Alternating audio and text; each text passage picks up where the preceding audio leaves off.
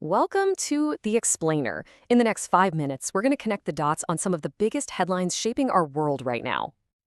I know, right? It sounds like a totally random mix, but trust me, each one is a key piece in the giant, shifting puzzle of our world.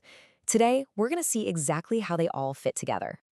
All right, here's the game plan. We'll start with some huge global agreements, then zoom in on domestic innovation, and finally, touch on the cultural moments that really define us. First up, let's head to the world stage. We're going to look at how India is engaging in some major international diplomacy and signing some pretty landmark agreements. This is a really big moment for India-UK relations. The India Business Group gave Prime Minister Starmer this very prestigious award for his huge role in getting that free trade agreement finalized. It just goes to show you how those ties in trade and diplomacy are getting stronger and stronger. Now, what's really fascinating here is the contrast. On one hand, you have this very focused one-on-one trade deal. On the other, you have this massive global achievement in conservation. They're two totally different kinds of partnerships, but both are absolutely vital. And that number, 60, is huge. That's how many countries have now ratified the landmark BBNJ Treaty for Ocean Governance.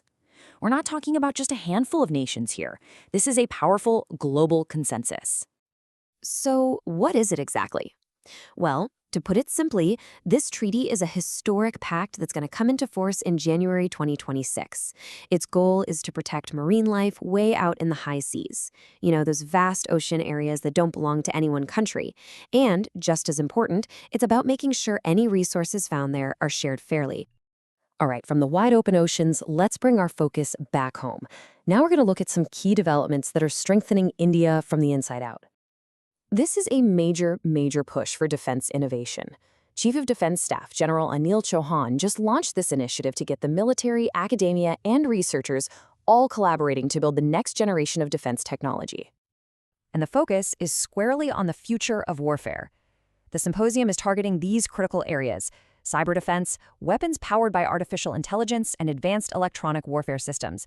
The key here is that they're all going to be developed indigenously. Meanwhile, in the world of finance, this is a pretty big milestone. For the first time ever, an officer from India's Employees Provident Fund organization, that's the main retirement fund body, has been selected for this super elite global program. It really showcases India's growing leadership and expertise in managing financial assets on the world stage. Okay, so this is important. This isn't just a routine leadership change. After some significant accounting issues, IndusInd Bank bringing in a new CFO is a really decisive strategic move. It's all about strengthening their internal controls, making sure the numbers are accurate, and, most importantly, winning back investor confidence. Now let's shift gears and talk about the stories that shape our society. We're talking about celebrating incredible human achievement, reinforcing our core principles, and fighting for fundamental rights. A massive night in the world of football. PSG's Ousmane Dembélé took home his very first Ballon d'Or.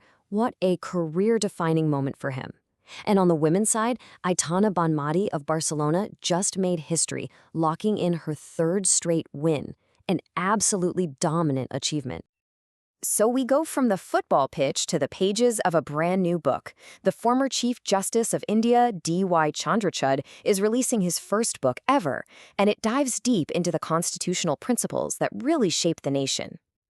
And this is what makes it so relevant. This isn't some abstract legal textbook. It's an exploration of how the Constitution directly impacts our lives through these huge, groundbreaking rulings on things like privacy, personal freedom, and equality. This day is all about championing a really critical idea. Sign languages are not just gestures. They are complete, complex languages. It's about affirming that clear communication is a universal human right for every single member of the deaf community. And the theme for 2025, wow, it couldn't be more powerful. It frames access to sign language not as some kind of convenience, but as a non-negotiable fundamental human right. It's essential for anyone to be able to fully participate in society. So, after connecting all of those different dots, what are the key things to take away from today's headlines? Let's do a quick recap. Think about it. We've seen international cooperation on trade and conservation, moves to strengthen national defense and finance from within, and celebrations of the ideas and rights that really define our culture. All in all, it's been a day of pretty significant progress across the board. And that's really the big question to think about.